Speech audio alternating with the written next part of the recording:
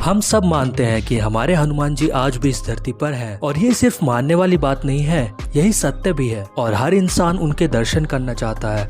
परंतु हम अधर्मी उस लायक नहीं है कि स्वयं हनुमान जी हमें दर्शन दे। लेकिन क्या आप जानते हो, श्रीलंका में एक ऐसी बस्ती है जहां हर 41 साल बाद हनुमान जी आते हैं और वहां के लोगों को दर्शन देते हैं और दिव्य ज्ञान भी प्रदान करते हैं। तो चलिए जानते हैं उस जगह के बारे में जहां हर 41 साल में हनुमान जी आते हैं। तो ये बात उस समय की है जब प्रभु श्री राम इस धरती को छोड़कर वैकुंठ धाम चले गए थे। तब हनुमान जी, जो श्री राम के परम भक्त थे, काफी ज्यादा दुखी हुए। इसलिए वो अयोध्या छोड़कर दक्षिण भारत के जंगलों में चले गए और कुछ समय बाद वो श्रीलंका के जंगलों में चले गए।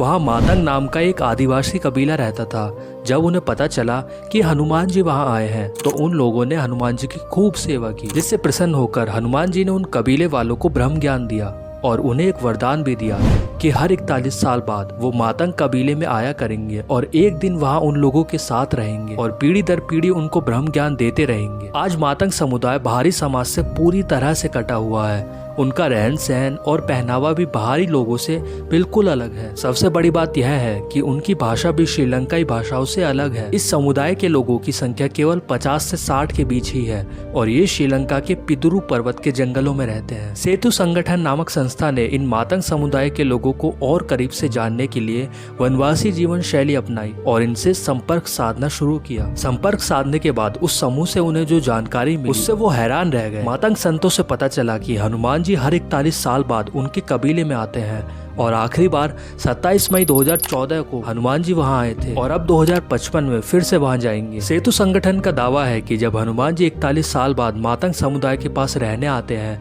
तो इस दौरान हनुमान जी द्वारा बोले गए प्रत्येक शब्द को आदिवासियों के मुखिया बाबा मातंग अपनी हनु पुस्तिका में लिखते हैं। सेतु ने दावा किया है कि इस पुस्तिका में लिखी गई बातों को समझने के लिए सेतु अपने साधना केंद्र पितुरु थालागाला पर्वत की तलहटी में स्थित एक छोटे से गाँव नुवारा में आधुनिक भाषाओं में अनुवाद करने में जुटी है ताकि हनुमान जी की चिरंजीवी होने के रहस्य को जाना जा सके। लेकिन इन आदिवासियों की भाषा को समझने में उन्हें काफी मुश्किल हो रही है और इस कबीले के पास हनुमंडल नाम का एक खास स्थान भी है जहां हनुमान जी के आने पर उनकी चरण पूजा की जाती है और कहते हैं कि मातंग समुदाय विभीषण के वंश है। लेकिन वहीं कुछ लोग ये भी कहते हैं कि मातंग समुदाय का संबंध मातंग ऋषि से है क्योंकि हनुमान जी का जन्म मातंग ऋषि के आश्रम में ही हुआ था। अब डिजिटल युग के हम इंसान भले ही कई चीजों में बहुत आगे हो, लेकिन जब आध्यात्मिक उन्नति की बात आती है तो ये आदिवासी हमसे कहीं आगे हैं। सोचिए ये आदिवासी कितने ज्यादा लकी हैं जिनसे मिलने खुद हनुमान जी आते हैं और एक दिन इनके साथ रहते भी हैं। और सोचिए वहाँ के पशु पक्षी कितने लकी होंगे। तो आज के लिए बस इतना ही। अगर वीडियो पसंद आई तो वीडियो को लाइक कीजिए और मेरे चैनल को सब्सक्राइब जरूर करना। तब तक मिलते हैं नेक्स्ट वीडियो में।